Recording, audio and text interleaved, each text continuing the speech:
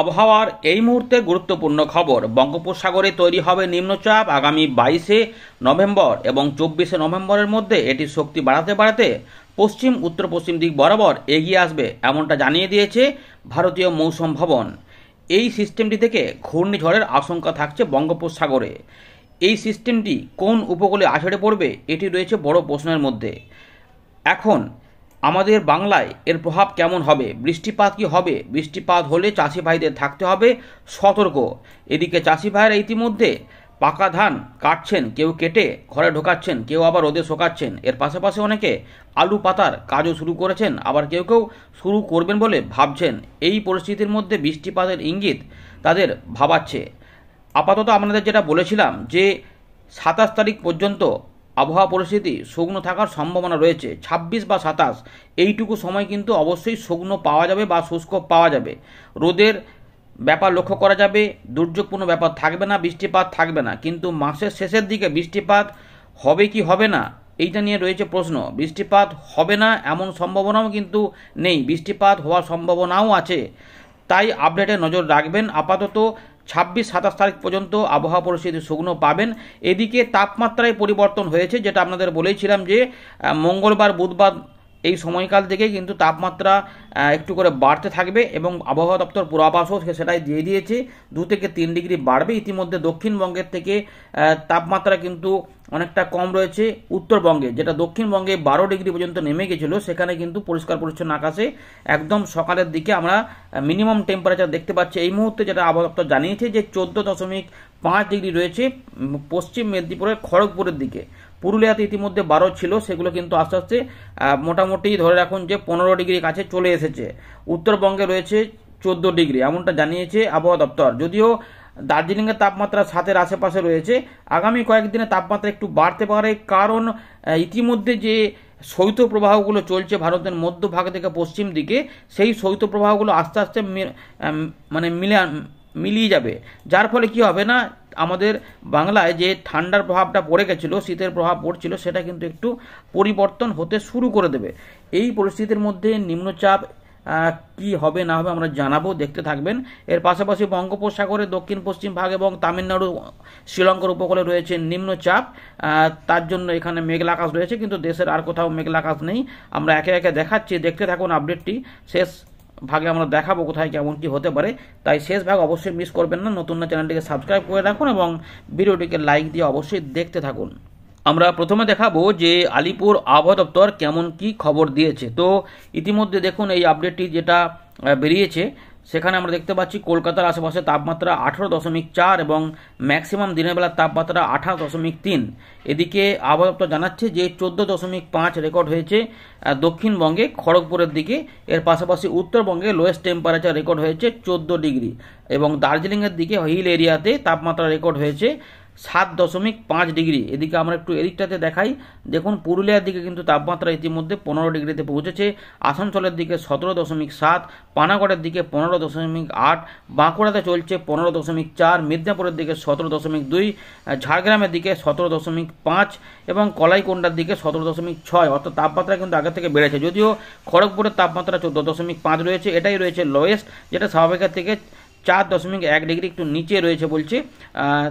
দীঘার দিকে রয়েছে 16.5, কাঁথির দিকে 17, হলদিয়ার দিকে 18.8, ডায়মন্ড হারবারের দিকে রয়েছে 17.8, কাকদ্বীপের দিকে রয়েছে 15 ডিগ্রি। এর পাশাপাশি ক্যানিং থেকে শুরু করে বসিরহাট এদিকে 17.4 এবং 9 পর্যন্ত চলছে। কলকাতার আশেপাশে চলছে ব্যারাকপুরের দিকে 17.2, দমদমে 18, সল্টলেকে চলছে 19.3। এইটা কিন্তু বেড়ে যাবে দুদিনের মধ্যেই, 20 থেকে 21 হয়ে যাবে। এর পাশাপাশি কলকাতার তাপমাত্রা রয়েছে 18.4, এটাও কিন্তু আগামী 2 থেকে 3 দিনের মধ্যেই 20 ডিগ্রি ছুঁয়ে ফেলবে। অর্থাৎ ধীরে ধীরে তাপমাত্রা বাড়বে। আমাদের পশ্চিম বর্ধমানের দিকে যেটা হচ্ছে 15.8 এবং 16, এটা কিন্তু চলে যাবে মোটামুটি আগামী 2 থেকে 3 দিনের মধ্যে এই 17 ডিগ্রি কাছাকাছি। ইতিমধ্যে আসানসোল 17.7 হয়ে গেছে, এটা কিন্তু আরেক ডিগ্রি একটু বদল হবে, বাড়তে পারে। আর সিউড়ি বীরভূম এদিকে রয়েছে 16, এটা 17তে চলে যাবে। শ্রীনিকেতনের 14.6, এটা হয়তো 15 থেকে 15.5 যাবে। এবং বহরমপুরে রয়েছে 17.4, এটা হয়তো 18 কাছাকাছি যাবে আর কি। কৃষ্ণনগরে রয়েছে 16, কল্যাণীতে রয়েছে 15.5। এই মুহূর্তের আপডেট আপনাদের জানিয়ে দিলাম। দক্ষিণবঙ্গে এবং মগরার দিকে রয়েছে 17.5, মালদার দিকে 18.5, এর পাশাপাশি রায়গঞ্জ এদিকে রয়েছে 16.5, এবং দক্ষিণ দিনাজপুরের দিকে রয়েছে 15.3 থেকে 18-এর মধ্যে। উত্তরবঙ্গের দিকে চলে যাব, দার্জিলিংয়ের দিকে এখানে রয়েছে যেমন 7.5, কিন্তু দার্জিলিংয়ে চলছে হচ্ছে 8.4, কালিম্পংয়ে চলছে 12, এবং জলপাইগুড়িতে চলছে 16.1, আলিপুরের দুয়ারে রয়েছে 14, এবং তার পাশাপাশি কোচবিহারের দিকে জলপাইগুড়ির নিচের দিকে রয়েছে 14.1 থেকে 14.7-এর মধ্যে। এমনটা কিন্তু আপনাদের জানিয়ে দিলাম। এবারে আপনাদের দেখাবো যে ভারতীয় মৌসুম ভবন নিম্নচাপ নিয়ে কি খবর দিয়েছে। 18 তারিখ সকালবেলায় গুরুত্বপূর্ণ আপডেট প্রকাশ করেছে। ইতিমধ্যে একটা নিম্নচাপ যেহেতু তৈরি হয়েছে শ্রীলঙ্কা তামিলনাড়ুর কাছে, তার জন্য ওখানে হালকা থেকে মাঝারি মানের বৃষ্টিপাত, বজ্র বিদ্যুৎ সহ হতে পারে, এবং সেগুলোর সম্ভাবনা রয়েছে তামিলনাড়ুর দিকে, এবং ভারী বৃষ্টিপাতও থাকবে। 18 তারিখ থেকে 23 তারিখের মধ্যে কেরালার দিকে রয়েছে, 18 তারিখ থেকে 20 তারিখের মধ্যে ভারী বৃষ্টিপাত, এবং 22 এবং 23 তারিখও কিছুটা হবে। অন্ধ্রপ্রদেশের উপকূল, ইয়ানাম এগুলোতেও তো কিছুটা থাকবে। আন্দামান নিকোবর দ্বীপপুঞ্জের দিকে ওদিক থেকে নিম্নচাপ তৈরি হয়ে আসবে, তাই ওদিকে কিন্তু 20 থেকে 22 তারিখের মধ্যে কিছু বৃষ্টিপাত হবে ঘূর্ণাবর্তের কারণে, এবং এই ঘূর্ণাবর্ত থেকে নিম্নচাপ 22 তারিখে তৈরি হবে, যেটা জানিয়েছে আপাতত। সেইটা আস্তে আস্তে এগিয়ে আসবে, ওদিক থেকে এগিয়ে আসবে। তার জন্য আন্দামান নিকোবর দ্বীপপুঞ্জ সংলগ্ন এলাকাতে কিন্তু দক্ষিণ পূর্ব বঙ্গোপসাগরের কাছে বৃষ্টিপাত হবে।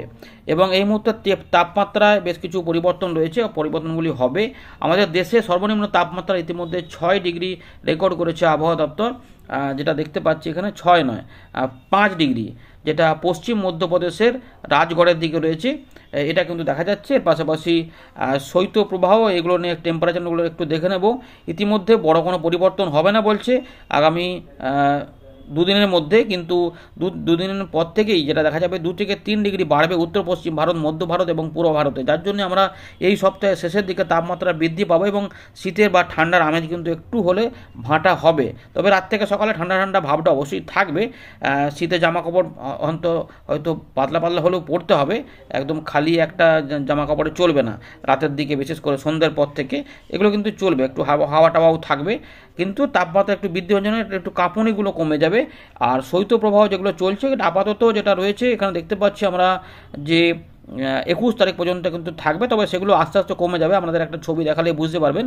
তার আগে আমরা দেখে নিই যে নিম্নচাপ নিয়ে গতিপথ নিয়ে যেটা বলেছে আবহাওয়া দপ্তর। ইতিমধ্যে নিম্নচাপ একটা রয়েছে যেটা শ্রীলঙ্কার কাছে রয়েছে, তামিলনাড়ুর কাছে, তার জন্য তামিলনাড়ুর দিকে বা কেরালার মাহে ওগুলোতে বৃষ্টিপাত থাকবে 24 ঘন্টা থেকে 25-26 ঘন্টা চলবে আর কি, তারপর সেগুলো কমে যাবে। কিন্তু এই মুহূর্তে যে বড় খবরটা রয়েছে বঙ্গোপসাগরের নিম্নচাপ, যেটার ইঙ্গিত ইতিমধ্যে দিয়ে দিয়েছে, আমরা যেটা ঘূর্ণিঝড় হবে করছি, তার একটা যে প্রাথমিক ধাপ নিম্নচাপ, এই লো প্রেশার এরিয়া, এই নিম্নচাপটি দক্ষিণ পূর্ব বঙ্গোপসাগর এখানে 22 তারিখ নাগাদ তৈরি হতে পারে, এবং নভেম্বর মাসে সেইটা আস্তে আস্তে বলছে যে উত্তর পশ্চিম দিক বরাবর অগ্রসর হবে, এবং এটা অগ্রসর হওয়ার সময়তে বিকেম মোর মার্কড, অর্থাৎ আরও শক্তি বৃদ্ধি করতে পারে বলে জানাচ্ছে। তার পরবর্তী 48 ঘন্টার মধ্যে, অর্থাৎ 22 তারিখের পর 23-24 তারিখের মধ্যে এটি আরও একটু শক্তি বাড়াবে, এবং তারপরে কি হবে এগুলো আবহাওয়া দপ্তর এখনও বলেনি, ক্রমশ প্রকাশ করবে, আমরাও জানাবো আপনাদের। তো এই মুহূর্তে আমরা একটা ছবি আপনাদের দেখিয়ে দেবো। ইতিমধ্যে দেখুন যে ভারতের এই যে জায়গাগুলো দেখতে পাচ্ছেন, রাজস্থানের পূর্ব দিক থেকে মধ্যপ্রদেশ এবং ছত্তিশগড় এবং আমাদের এখানে মারাঠাওয়াড়া, এইগুলোতে কিন্তু শৈত্যপ্রবাহটা এখানে রয়েছে, আর এইগুলোতে বৃষ্টিপাতের ব্যাপার রয়েছে এই জায়গাগুলোতে। আর দেশের আমাদের বাকি অংশ কিন্তু পরিষ্কার পরিচ্ছন্ন শুকনো রয়েছে, এবং কোথাও কোথাও হালকা পাতলা সকালের দিকে কুয়াশা দেখা যাচ্ছে, এই পরিস্থিতি রয়েছে। এই যে শৈত্যপ্রবাহ দেখলেন, দেখুন জায়গাটা কিন্তু আমরা দেখতে পাচ্ছি পরের দিনে আরেকটু কমে যাবে, এবং এইটা আস্তে আস্তে তারপরের দিনে আরও কমে যাবে। দেখুন একটা জায়গা শুধুমাত্র ওই পশ্চিম মধ্যপ্রদেশের দিকে থাকছে, এখানেই সব থেকে কম তাপমাত্রা এই মুহূর্তে রয়েছে এই শৈত্যপ্রবাহের জন্য, এবং এটা দেখুন তারপরের দিনে একদম থাকবে না, অর্থাৎ 21 তারিখের দিকে শৈত্যপ্রবাহ আর দেশে কিন্তু থাকবে না কোথাও। অর্থাৎ যেই শৈত্যপ্রবাহের জন্য ঠান্ডাটা বেড়েছিল, সেই শৈত্যপ্রবাহ আস্তে আস্তে কমতে থাকবে, ফলে ঠান্ডাটাও কিন্তু আস্তে আস্তে আমরা কম পাবো, কিন্তু শুষ্ক আবহাওয়াটা বজায় থাকবে, এবং এরকমই চলতে থাকবে। তাই চাষি ভাইদের জন্য যে খবর রয়েছে, 26 থেকে 27 তারিখ এই সময়টা পর্যন্ত কিন্তু আপনারা আবহাওয়া পরিস্থিতি শুষ্ক পাবেন। হয়তো হালকা পাতলা কুয়াশা দু এক জায়গায় সকালবেলার দিকে দেখা গেলেও বেলা বাড়ার সঙ্গে সঙ্গে সেগুলো সব পরিষ্কার হয়ে যাবে। এই পরিস্থিতি কিন্তু রয়েছে, বৃষ্টিপাতের সম্ভাবনা কিন্তু তার মানে এই মুহূর্তে আমরা দেখছি নেই। দেখুন এখানে 24 তারিখ পর্যন্ত কোনো সতর্কতা দেয়নি ভারতীয় মৌসুম ভবন, এটা কিন্তু আপনাদের দেখিয়ে দিলাম। এবং দেখুন এখানে যে ফোরকাস্টটা পেয়েছি 24 তারিখ পর্যন্ত বেশিরভাগ অংশই শুকনো থাকবে, এই শুষ্ক আবহাওয়া কিন্তু থাকবে। দক্ষিণ ভারত ছাড়া বাকি সব অংশে কিন্তু শুষ্ক আবহাওয়া পরিস্থিতি বজায় থাকবে। আমরা আবারও ফেরত চলে এলাম ওয়েন্ডির লাইভ স্ক্রিনে। তো শুষ্ক আবহাওয়া যেহেতু বজায় থাকবে তাই আকাশও আমরা পরিষ্কার দেখব। তার জন্য আমরা দেখুন পুরো উত্তর পশ্চিম ভারত, পশ্চিম ভারত, মধ্য ভারত এবং পূর্ব ভারত সহ বাংলাদেশ হয়ে আমাদের উত্তর পূর্ব ভারতের আসাম, মেঘালয়, মিজোরাম, মণিপুর, ত্রিপুরা এই পুরো জোনটা কিন্তু দেখুন একদম ফাঁকা রয়েছে, কোথাও কোনো মেঘের ঘনঘটা নেই, কিছুই নেই। এবং পাহাড়ে যে রয়েছে পাহাড়ে কিন্তু পরিষ্কার আমরা দেখতে পাচ্ছি তুষার আবৃত হয়ে রয়েছে উঁচু জায়গাগুলোতে, এগুলো কিন্তু রয়েছে, পশ্চিমী ঝঞ্ঝাও নেই। সুতরাং এই মুহূর্তে কিন্তু বড় কাঁটা কিছু নেই, ফাঁকা ফাঁকাই রয়েছে, তাই ঠান্ডা ভাবটা বজায় থাকবে। কিন্তু শীতটা এখনই জাঁকিয়ে কদিন পড়বে না, কারণ একটু পরিবর্তন হচ্ছে। বঙ্গোপসাগর থেকে অল্প স্বল্প করে ঘূর্ণাবর্তের কারণে জলীয় বাষ্পগুলো একটু একটু করে ঢুকছে, তার জন্য একটু অদল বদল হচ্ছে। যাই হোক, এই মুহূর্তে আমরা দেখতে পাচ্ছি যে বঙ্গোপসাগরে যে নিম্নচাপের ফলে দক্ষিণ ভারতে মেঘলা আকাশ রয়েছে। বা নতুন যে নিম্নচাপটা হবে 22 তারিখের দিকে, সেইটা নিয়ে আমরা কথা বলবো। তো সেইটা আমরা দেখার চেষ্টা করব কবে থেকে কি হচ্ছে। প্রথমে আমরা চলে যাব জিএফএস মডেলে দেখে নেব, তারপর আমরা ইসিএমডব্লিউ মডেল দেখিয়ে শেষ করব। তো জিএফএস মডেলে এই মুহূর্তে কী পরিবর্তন সেটাও দেখাবো। নিম্নচাপটা হবে 22 তারিখের দিকে বলেছে আবহাওয়া দপ্তর, এবং 23 থেকে 24 তারিখের মধ্যে সেটা পশ্চিম উত্তর পশ্চিম দিক বরাবর এগিয়ে আসবে এবং শক্তি বৃদ্ধি করবে। তো 22 তারিখে কোথায় হবে? দক্ষিণ পূর্ব বঙ্গোপসাগর, মানে এই জায়গাটায়। তো আমরা দেখতে পাচ্ছি 22 তারিখ বিকেলবেলার মধ্যে সেটা দক্ষিণ বঙ্গোপসাগর সংলগ্ন এলাকাতে এই মুহূর্তে অবস্থান করতে পারে। আপডেটগুলিতে কিছু পরিবর্তন অবশ্যই থাকবে, পরবর্তী ক্ষেত্রেও থাকবে, কিন্তু একটা ধারণা নেওয়ার জন্য আমরা দেখে নিচ্ছি এই মুহূর্তে আমরা কোন মডেলটা আছে দেখে নিচ্ছি। জিএফএস মডেল এই মুহূর্তে যে পরিবর্তনটা হয়েছে দেখে নিন। 25 থেকে 26 তারিখের মধ্যে শক্তি বৃদ্ধি হবে এবং এটা কিছুটা উত্তর দিক বরাবর এগোতে পারে। প্রথম দিকে উত্তর পশ্চিম দিকে এলেও তারপরে এটা কোন দিকে যাবে, অন্ধ্রপ্রদেশ উপকূলে যাবে না তামিলনাড়ুতে কিন্তু যাওয়ার কথা বলছে না এই মুহূর্তের আপডেটটি জিএফএস মডেল। তারপর এটা অন্ধ্রপ্রদেশের উত্তর ভাগ হয়ে উড়িষ্যামুখ হতে চাইছে কি, কোন জায়গাটা দেখে নিন।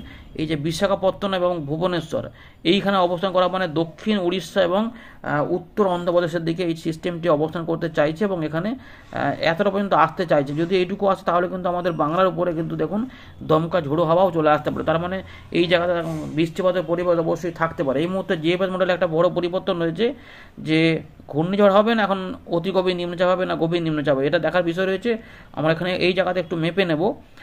এখানে কিন্তু 75 থেকে 76 কিলোমিটার বা 83 কিলোমিটার পর্যন্ত বায়ুর ঝাপটা, একবার জাস্ট দেখে নিই যে বায়ুর গতিবেগটা ঘূর্ণিঝড়ের গতিবেগ থাকবে কিনা। মনে হচ্ছে থাকতে পারে। শেষ মুহূর্তে 71 কিলোমিটার পর্যন্ত বায়ুর গতিবেগ পাচ্ছি। সুতরাং বায়ুর গতিবেগ যদি 71 কিলোমিটার পর্যন্ত হয় এবং যদি এই আপডেট মতো থাকে তাহলে কিন্তু আমাদের বাংলার মৎস্যজীবীদের, উড়িষ্যার মৎস্যজীবীদের, অন্ধ্রপ্রদেশের মৎস্যজীবীদের এবং বাংলাদেশের মৎস্যজীবীদের কিন্তু সতর্ক থাকতে হবে। মাসের শেষের দিকে 27 তারিখের পর থেকে বা 27 তারিখ থেকেই কিন্তু বঙ্গোপসাগরে যাওয়া যাবে না। নজর রাখবেন, বারবার বলছেন নজর রাখবেন, আপডেটে পরিবর্তন হতে পারে। এখন কোন উপকূলে আছড়ে পড়বে সেটা সঠিক এখন আপডেট পাওয়া যাচ্ছে না, যে তামিলনাড়ুর দিকে যাবে না এটা অন্ধ্রপ্রদেশের দিকেই যাবে নাকি উড়িষ্যা পর্যন্ত এগিয়ে আসতে পারে, উড়িষ্যার দক্ষিণ। যদি এরকম এই মুহূর্তে কিন্তু বড় আপডেট, যেটা কিন্তু উড়িষ্যার মুখ হতে চাইছে, বুঝতে পারছেন। যদি এটা হয় তাহলে আমাদের বাংলায় কিন্তু বৃষ্টিপাতটা অবশ্যই হবে। ভালো করে দেখুন, এই যে আমাদের মেদিনীপুর, কলকাতা, হাওড়া, হুগলি, 24 পরগনা, ঝাড়গ্রাম, তার পাশাপাশি বাঁকুড়া এবং আমাদের অন্যান্য জায়গাতেও বাংলাদেশের দিকেও অন্তত হালকা পাতলা হলেও বা হালকা মাঝারি বৃষ্টিপাত কিন্তু হওয়ার সম্ভাবনা দেখা যাচ্ছে। 30 তারিখের দিকেও কিছু কিছু অল্প স্বল্প থাকতে পারে। মানে 27 তারিখে হবে কি, 27 তারিখ 26 তারিখ পর্যন্ত তার মানে ফাঁকা পাওয়া যাবে। 27 তারিখের দিকে কিছু বৃষ্টিপাত রাতের বেলার দিক থেকে অল্প স্বল্প করে ঢুকলেও 28 থেকে 29 তারিখের মধ্যে কিছু বৃষ্টিপাত কিন্তু আসতে পারে। ভালো করে দেখে নিন, বৃষ্টিপাতের কিন্তু সম্ভাবনা রয়েছে উত্তর 24 পরগনা, হুগলি, বাঁকুড়া, বর্ধমান, নদিয়া এবং মেদিনীপুর, ঝাড়গ্রাম তো থাকছে এবং বাংলাদেশের খুলনা, বরিশালের দিকে। সুতরাং এটাই যে একদম ফাইনাল সেটা বলছি না, কিন্তু একটা সম্ভাবনা রয়েছে যে মাসের শেষের দিকে কিন্তু একটা বৃষ্টিপাতের ইঙ্গিত রয়েছে। ভালো করে দেখুন যে উত্তর ভাগে কিন্তু বৃষ্টিপাতের সম্ভাবনা দেখা যাচ্ছে না এইটার প্রভাবে। যদি এটা এদিকে পর্যন্ত যায় তবেই হবে, না হলে না উঠলে কি হবে না, যদি এদিকেও আসে তাহলে অন্ধ্রপ্রদেশ এবং উড়িষ্যা এখানে ভারী অতি ভারী প্রবল বৃষ্টিপাত এবং সঙ্গে ঝোড়ো হাওয়া হবে। দেখুন ভালো করে, এখানে ভারী বৃষ্টিপাতগুলো সবই অন্ধ্রপ্রদেশ এবং উড়িষ্যার উপকূলে হতে চাইছে। হয় যদি তামিলনাড়ুর দিকে যায় বা অন্ধ্রপ্রদেশের দিকে, অন্ধ্রপ্রদেশটাই সম্ভাবনা সব থেকে বেশি থাকে এই মুহূর্তে আপডেটগুলিতে, যেটা দেখা যায় যে ঘূর্ণিঝড় যেগুলো আসে। তো এই মুহূর্তে কিন্তু যদি আসে তাহলে এদিকেই হবে। এবার এটা আমরা যে ইসিএমডব্লিউ মডেল একটু ফেলে দেখে নেবো, সেখানে এরকমই দেখাচ্ছে না অন্যরকম দেখাচ্ছে। তো ইসিএমডব্লিউ মডেলে কিন্তু দেখাচ্ছে একটু অন্যরকম, অতটা উপরে দেখাচ্ছে না, এখানেও সিস্টেম হবে বলছে। এই মুহূর্তে আমরা দেখতে পাচ্ছি যে সেই সিস্টেমটা 24 থেকে 25 তারিখের মধ্যে তামিলনাড়ু, কেরালা এবং শ্রীলঙ্কার দিকে আসার পরে এটা কিন্তু আছড়ে পড়ছে না, এটা সরাসরি উপর দিকে উঠতে চাইছে। অর্থাৎ দুটোতেই দেখলাম যে এটা কিন্তু এখানে আসার পরে উত্তর দিকে উঠতে চাইছে এবং 26 থেকে 27 তারিখের মধ্যে গতিও বৃদ্ধি হচ্ছে। এবং এই জায়গাতে দেখুন ভালো করে শক্তি কিন্তু বৃদ্ধি হচ্ছে। এখানেও মোটামুটি 80-র আশেপাশে 88 কিলোমিটার বায়ুর ঝাপটা। একটু জাস্ট বায়ুর গতিবেগটা দেখে নেবো এখানে কত কিলোমিটার পাওয়া যাচ্ছে। এখানেও মোটামুটি 63-62 পর্যন্ত আমরা এই মুহূর্তে আমরা মাপতে পারছি। তার মানে এটাও যদি হয় তার মানে তো অতি গভীর নিম্নচাপটাও বলছে ইসিএমডব্লিউ মডেল। সেক্ষেত্রে যদি এটা হয় তাহলে এখানেও কিন্তু বৃষ্টিপাত আসবে। মানে মোটামুটি দেখা যাচ্ছে যে তামিলনাড়ু, অন্ধ্রপ্রদেশ এবং উড়িষ্যার দিকে বৃষ্টিপাত আসতে চাইছে, তাহলে বাংলার দিকে কিন্তু উপকূলবর্তী এলাকাতে বৃষ্টিপাত হতেও চাইছে। তার মানে বৃষ্টিপাতের একটা ইঙ্গিত কিন্তু রয়েছে 27 তারিখ সন্ধ্যেবেলার পর থেকে একটা হতে পারে। তার মানে 27 তারিখ দুপুরবেলা পর্যন্ত আমরা কিন্তু বাংলার আকাশ ফাঁকা পাবো। তারপরে কি হবে না হবে এগুলো ক্রমশ প্রকাশ্যে আসবে ধীরে ধীরে।